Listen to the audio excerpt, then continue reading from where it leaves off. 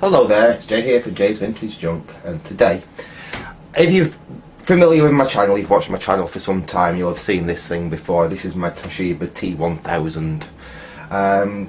These were, if not the first, one of the very first proper actual laptops, as in, it's got a built-in battery, proper keyboard, decent 80 column screen, MS-DOS compatible. It's old, obviously. It's XT processor. It's only 4.7 megahertz, 640k of memory.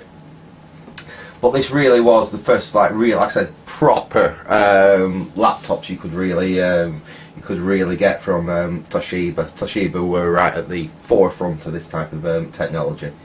And it's needed a little bit of work over the years, but it is in working order, and I really quite like it. It's a nice laptop. It's nice to type on, actually. It's quite easy to use. The screen, even though the screen is very basic, it's just an LCD screen, either Hercules or CGA. But it's quite good to use, and I've had this for it's been in my collection for quite some time. But back in the 90s I actually had a Toshiba laptop. It wasn't this model though, it was a slightly better, newer model than this. This is the Toshiba T1000, and the laptop that I had, this must have been about 95 or 96, around that kind of time. I mean, obviously it was an old laptop then. I got it second hand, but it was, it was a laptop. And it was the T1200, and I was on eBay. Yeah, it's always a bad place to go, eBay. And I spotted one, and it was a bit more than I wanted to pay. But my birthday's, it's my birthday on Saturday, so I thought I'm going to treat myself to a retro birthday present. So I put an offer in for it, and I think I paid either 50p or £1 or something like that for that. I certainly paid more than that for what I've just bought, but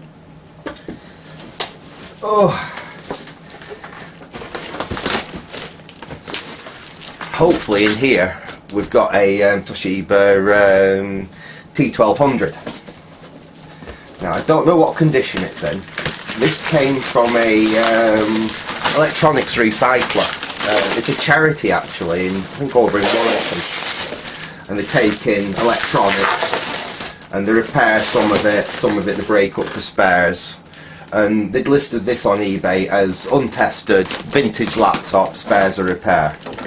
And like I said, the price they put on it was a little more than what I would be willing to pay for something like this, but it did have free postage on it, so I put consider it's a charity as well, it's obviously going to a good cause. I put a reasonable offer in for it, and it was accepted, so right, here we go. Let's see how well they've packed it. And we can go over basically the differences between this and the T1000, which I've got already.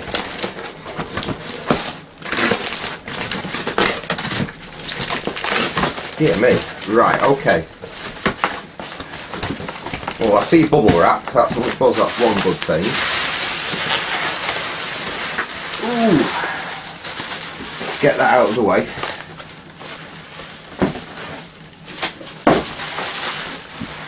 Right. Now let's have a look.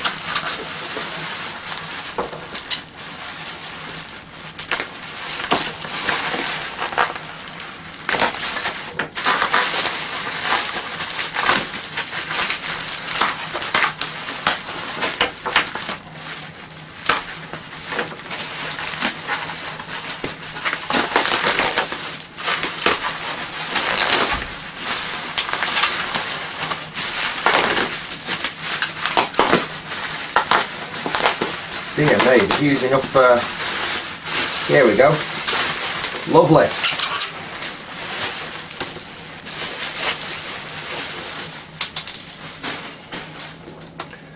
fact, something's just dropped to the floors. Hopefully that was just something dropping off the desk. I can't see anything that looks like it's dropped out of this. But anyway, there we go. This is a Toshiba T1200. Now, the main differences between this and my T1000, it's still an XT class machine. It still only uses a 8086 based processor, but this is a turbo machine. This actually runs it up to 10 megahertz, is where my original machine only ran it up to 4.7 megahertz. Sadly, and I did not see that on the description, is there seems to be something very nastily wrong with the LCD and this corner of the LCD screen here. Let me see if I can just zoom you in so you can just spot that. Now, I did not see that, unfortunately, on the pictures of this. It looks like the LCD's actually started to degrade there. So if we get this laptop working, the screen may not work, unfortunately. That's a bit of a shame.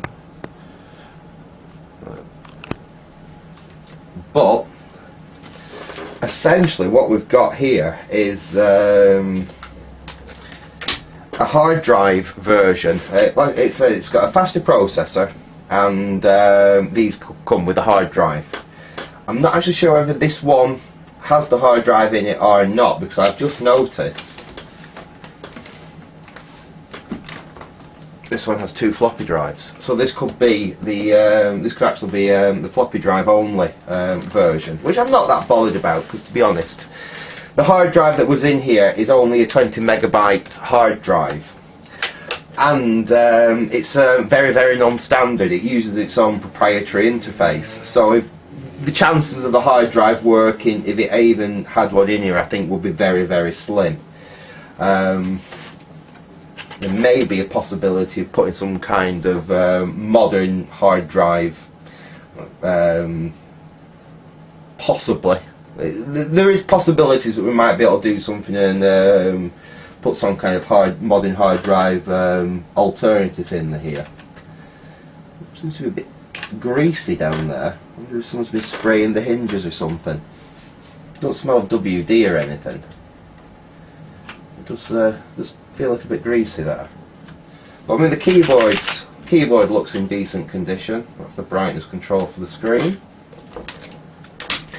Only difference between the T1000 and the 1200 is this was the first Toshiba laptop to have a removable battery. The 1000, the batteries internally, you have to dismantle the entire computer to get to it, and that is actually one of the issues with the T1000, because if the battery's not in good condition, the computer won't actually power up, it won't do anything.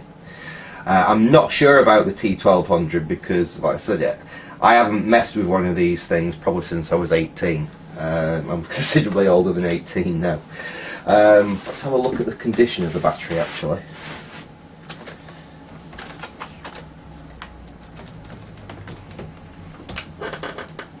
Battery release. At least it's not leaked. It's a standard NiCad pack, 7.2 volt NiCad pack. Amazingly, like I say, it doesn't appear to have actually leaked or anything. And it doesn't actually look swollen or bulged or anything either, which is quite impressive.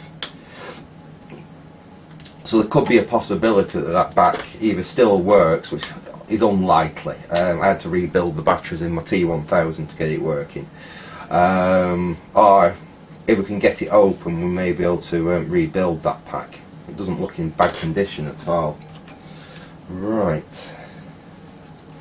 Let's stick it back in for now.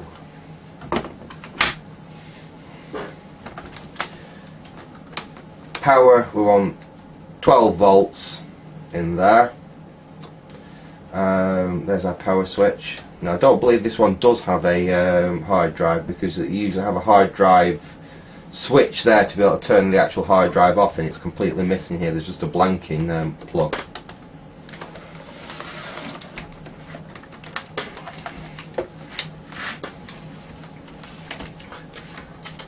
And I was hoping that the power supply for my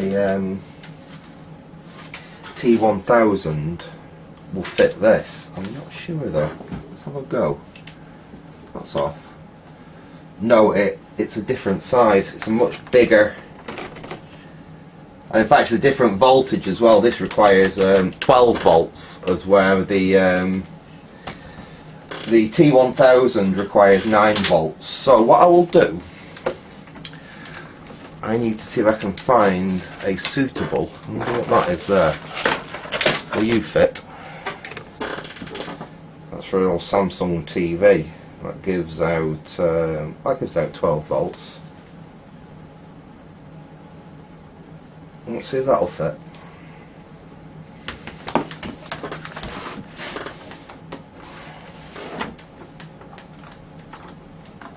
No, even that's too small.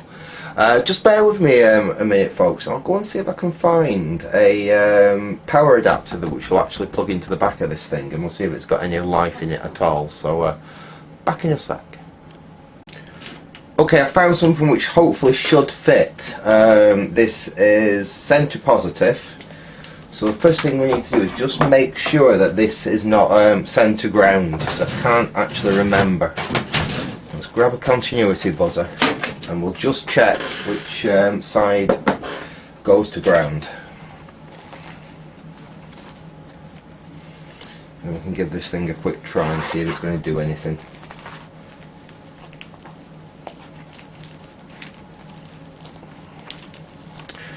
There we go.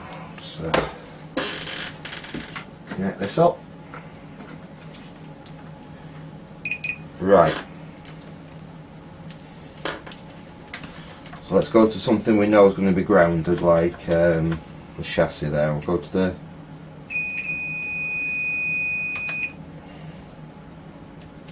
right. It's a good job we didn't just try that power supply then, isn't it? Because this uses centre as the ground. We've got, like I said, we're going on that screw there, and we touch on the centre pin there.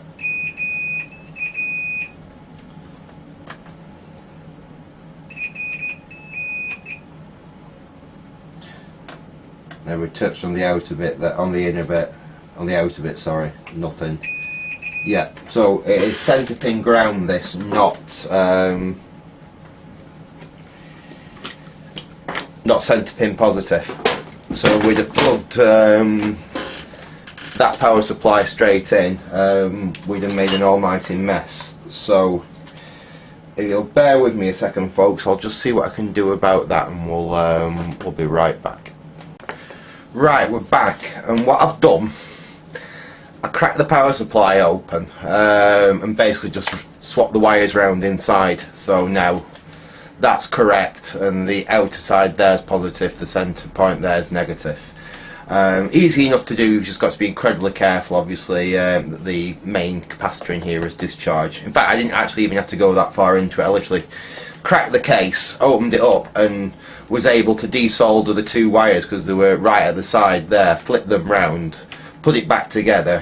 I put some fast set epoxy to stick it back together. I've just put that tape around there to hold it for now and make it safe so we can carry on with the testing. So we now have a power supply that should work for this. We will again, we'll plug in at the back. Let's get that to where we can which way is off and which way is on. That's on, that's off, so we'll have it off. We've got the power plugged in at the back there. It's not a brilliant connection, that, but it will do for the time being.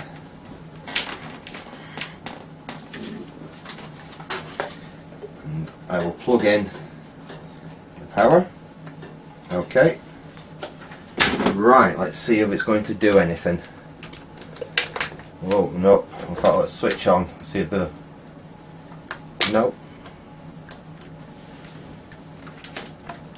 We're not even getting illumination on the LED there. No flashes on screen. No. Even a push on it. We've got no indication on any of the power connections there.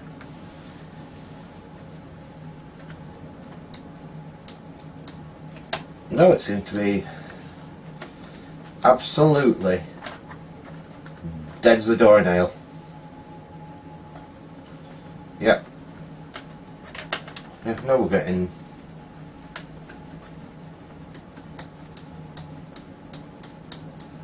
absolutely nothing out of that at all.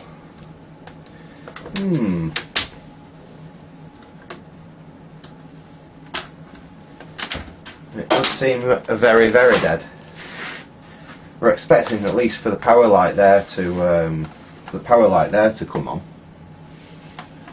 So let's try taking the battery out. I wonder if the battery's completely shorted and that was actually stopping it from starting up. That could be a possibility.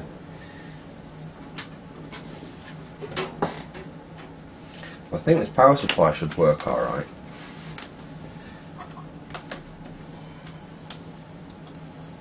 Even with the power with that out, there's nothing on the power lead there at all.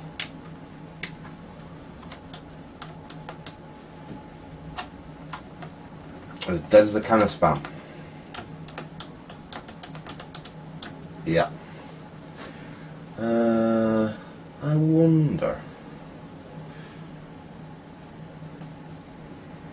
There's one thing we could possibly try,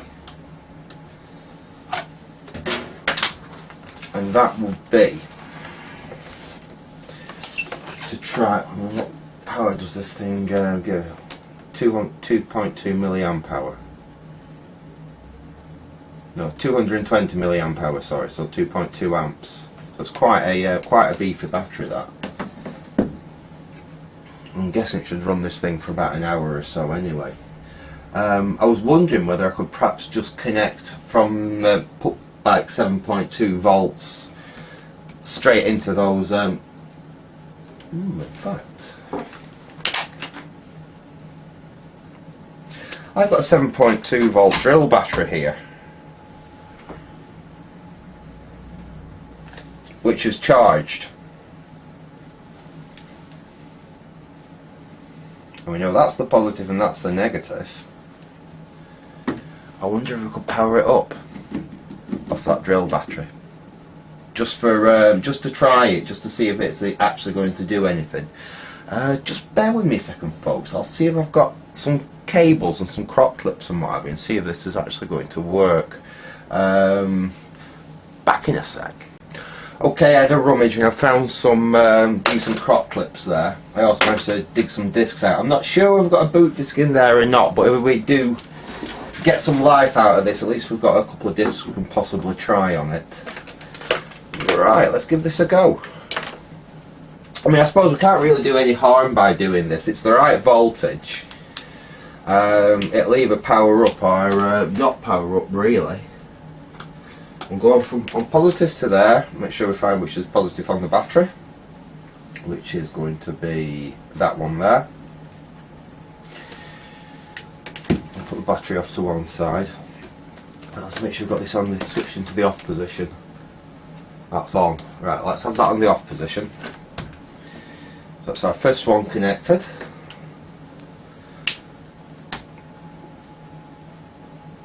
I mean, this battery doesn't have the capacity of the original, but it's has got a reasonable charge in it. It should be enough to actually test. See if we get anything at all out of this thing. Right, basically that's connected up. In fact, before we open that, let's switch that switch this time. Well, we got a beep out of it,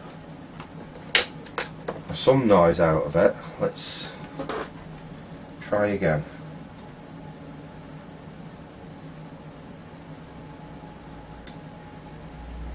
Try it again. So the screen is firing up, but apart from that, I'm getting absolutely no signs of life at all. Oh, then it should be contrast control down there for the screen as well.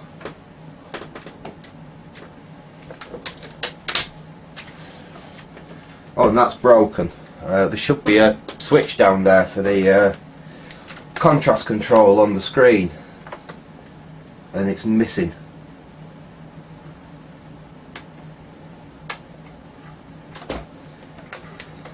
Let's give that one final quick See if we get any life out of it.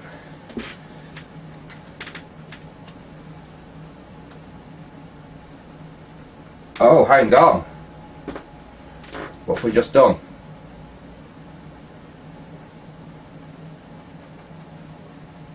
It appears to be sort of working. Let's see if I can get you on this screen. The screen is very, very hard to make out, but I'm amazed the screen is doing anything at all. I'll have to. Can you see that? Because I'm struggling to be able to see the. Right, it's a 2 floppy drive type, isn't it? We've not got 1 hard drive. We've got 2 floppy drives. So let's press enter there. Obviously, the CMOS battery or whatever it uses for its BIOS for its backup is obviously flat. We've got 640k of RAM. I believe this is like the T1000 and it has MS-DOS built in. Oh no, it doesn't. But we have got play system, disk and drive, press any key when ready. Have we got a boot disk? Let me have a look through these disks and see if we've got a boot disk. And the stuff's 3.3.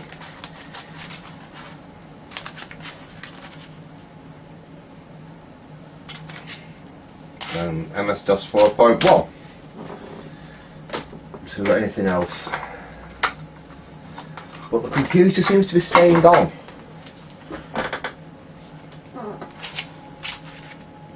That's 1.4 meg, that's no good to us. Oh, so it's only going to be 720k disk drive, but let us see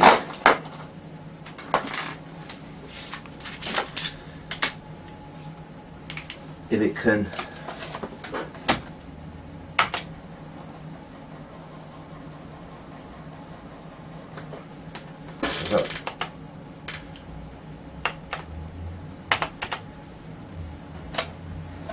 I wasn't sure I was in the right disk drive then. Disk boot failure, and it's just let's try a Control Alt Delete. Let's reset, and the top drive is drive A. Let's try that other disk. I'm not sure either of these disks actually work. I just grabbed the first box of discs that I saw had some 720s in it. Non-system disk or disk error.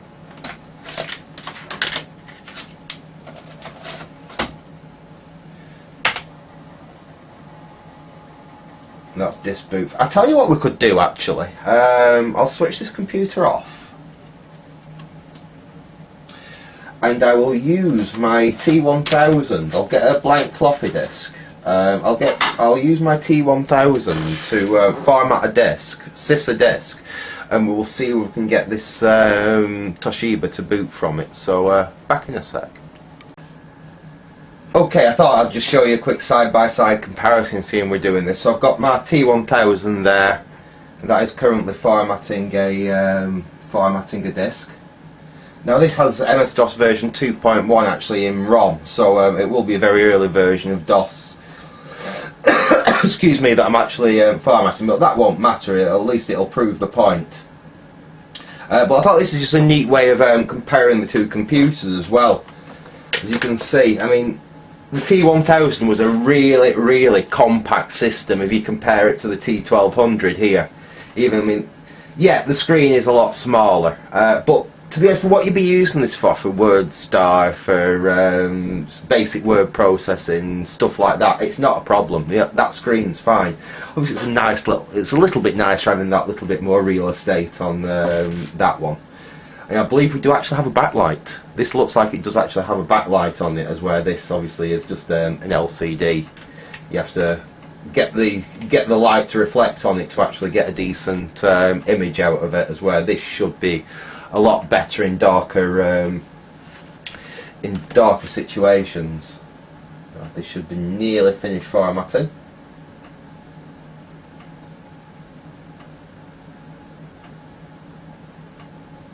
Nearly there now.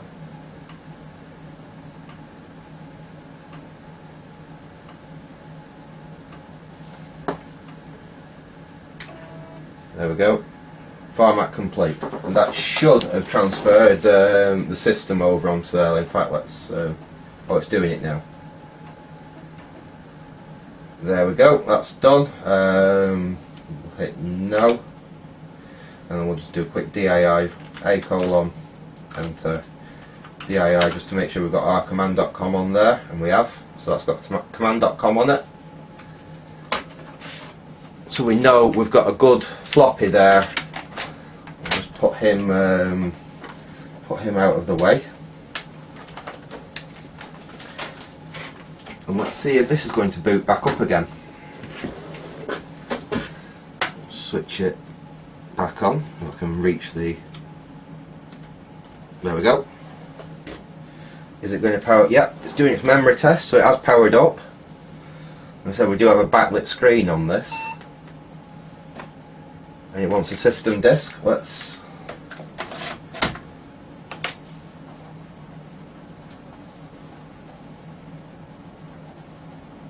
There we go. Look at that. Oh, so that's the B drive. Oh, okay. So apparently that's the B drive. So it's booted from B drive. Do a quick DIR. That seems to be working okay. Have I got any software we could run on this here with me right now? Let's have a look what we've got in this. Let's see if we've got any games or anything.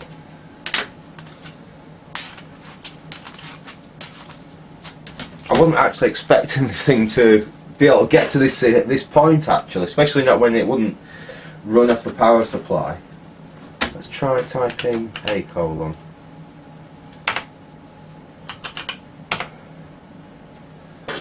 Right, doesn't look like the other drive's working. Let's try putting this in B.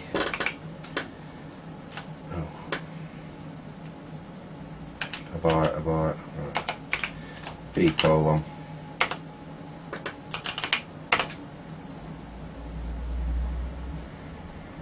See, I don't think this will run on a let's try it. CGA screen. Let's see. Because basically that's all. This screen, there's not a lot of difference between this screen and the screen on the T1200, apart from this is backlit and a little bit bigger. It's still a CGA screen. Right, there's obviously something wrong with that disk. Let's try it again, retry. No, it obviously doesn't like that disk, it's not happy. Have I got anything else? Just quickly round move just before I wind this video up. Let's have a quick look here. What's that? 7-card stud. I wonder if that would work.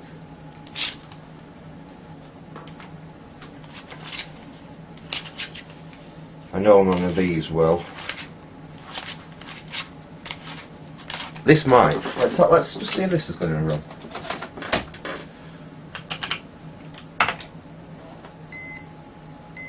I think the battery's going flat. It's telling me low battery.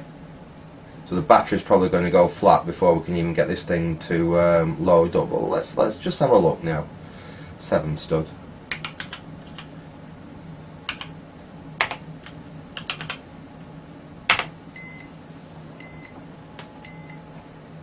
Obviously using the disk drive is draining the power out of that battery. That wasn't a fully charged battery either, it was just what I'd pulled out of my drill, and there we go, it's gone flat. But we've actually proved that the laptop basically works. Obviously it's got some issues with it. At the moment the only way we can get it to power up is to run it off a drill battery like that.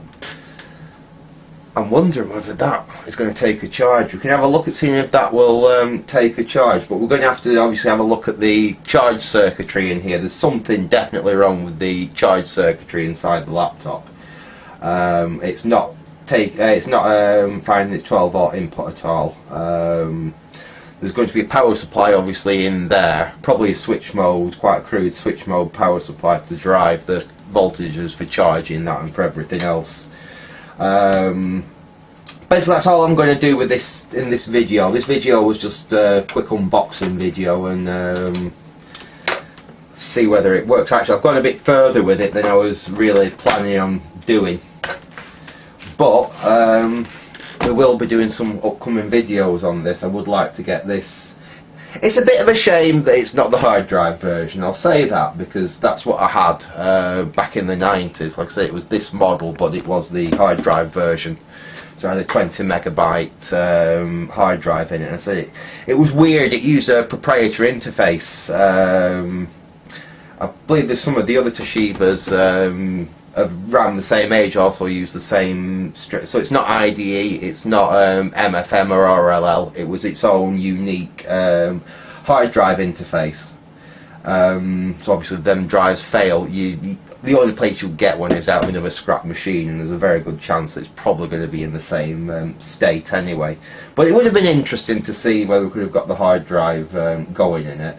So this one's got the two floppy drives in it, but we will see possibly if there's something we can do. That slot on the back, if I remember, expansion, I think that's for a proprietary modem that can go in there. I don't think it's an ISA slot or anything like that, although you don't know. These older laptops did have weird and wonderful things like that. I used to have one of the Amstrad, was it the SLT? They were a 386 laptop I had.